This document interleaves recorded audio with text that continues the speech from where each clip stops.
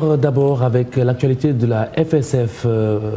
Ibou Diouf, bonsoir. Bonsoir Khalifa. Effectivement, on démarre avec la Fédération sénégalaise de football.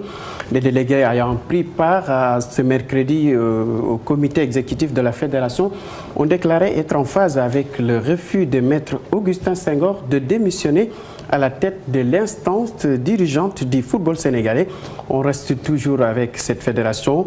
Ainsi, les démissionnaires ont été remplacés. Babacar Sy, président de la Linguère de Saint-Louis, remplace Louis Lamotte au poste de deuxième vice-président. Daouda Badji de la Ligue de Ziguinchor remplace Moussa Diaoudian et Sami Danif prend la place d'Ibrahim Traoré, tandis que Youssou Kamara hérite du poste de Chersek. Toujours avec ce bureau fédéral qui reste en place et pour faire face à la fronde des arbitres qui ont décidé de suspendre leurs activités, la Fédération sénégalaise de football vient de mettre en place une direction de l'arbitrage.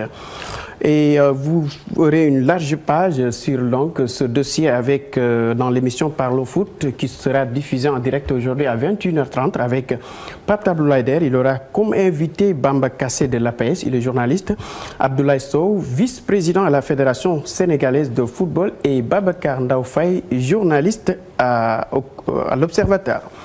La démission du président de la Fédération sénégalaise de football, Augustin Senghor, revient avec une fréquence dans les débats pour bon nombre de Sénégalais. La Fédération doit poursuivre son mandat jusqu'à terme.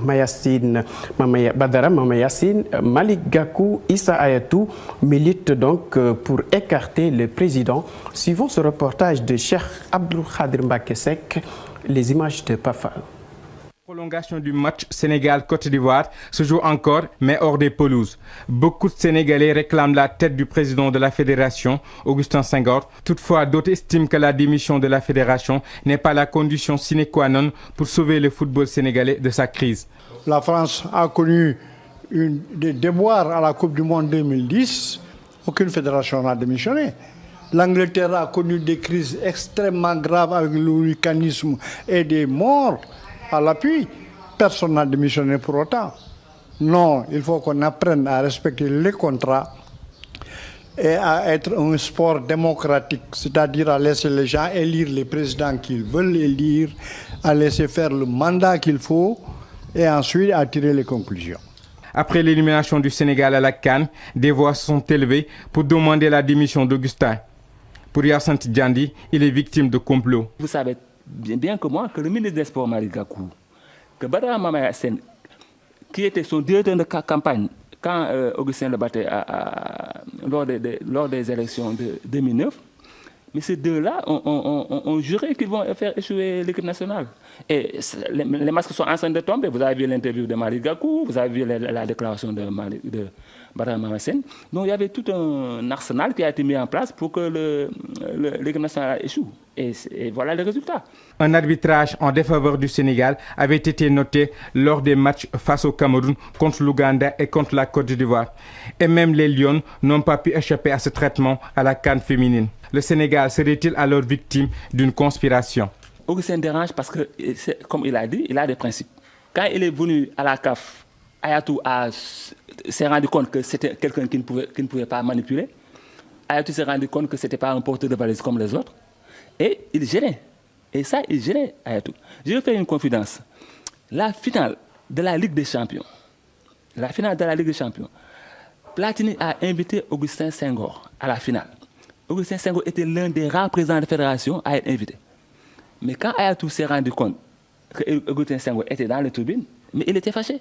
Après la débâcle en 2008 au Ghana, le staff technique national, le président de la Fédé et le ministre des Sports ont été poussés vers la sortie. Mais jusque-là, le foot sénégalais va de mal en pis.